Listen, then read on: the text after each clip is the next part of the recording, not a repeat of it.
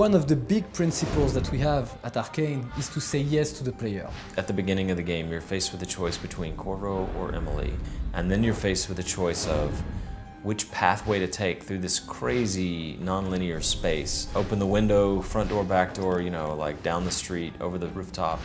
And then on top of that, you're faced with the playstyle question. Do you sneak and try to avoid killing people? Do you sneak and kill as many people as possible? Do you just kick the front door in and fight your way through? In terms of the missions themselves, we wanted to do classic Dishonored missions where it's a highly defended location, it has its own character, it has its own nature, and you're going after a high-value target. But we also wanted to give them some sort of epic theming, either fictionally or game mechanically, so that it just created like a completely memorable space to move around in.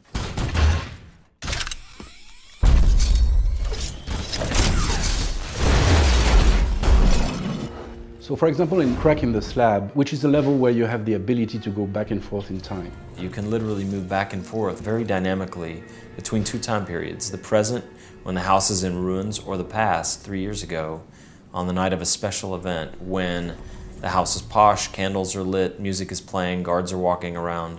It's a very different feel. The challenge for us was to create 2 and even 3 different levels that would be fun to play, and where the player could go whenever he wants. In the Dust District, you have these raging storms that come about randomly.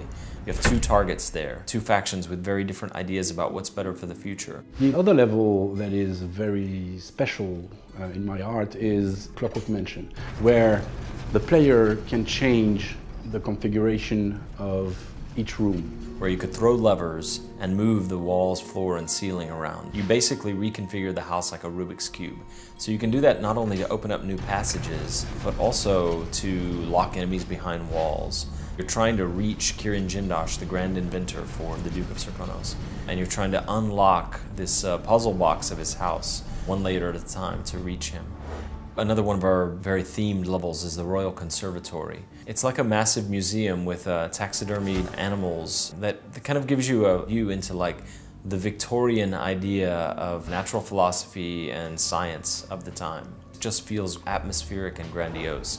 What happens when the player's decisions meet this story-rich world is what we call emergent narrative. You can encounter a situation and react according to your morality, to your knowledge of the world, or to your impulses right now. And then you create your own story. If there's one thing that I want the player to feel about Dishonored 2 is that our missions, our levels, whereas they're not open world, they feel like open world. Given that in one playthrough of Dishonored 2, you probably see 20% of the game, it feels to us like no 2 players will have exactly the same path. We've put so much effort into having so many things to do, so many ways to do things, so many choices. I would like the player to feel like the possibilities are endless.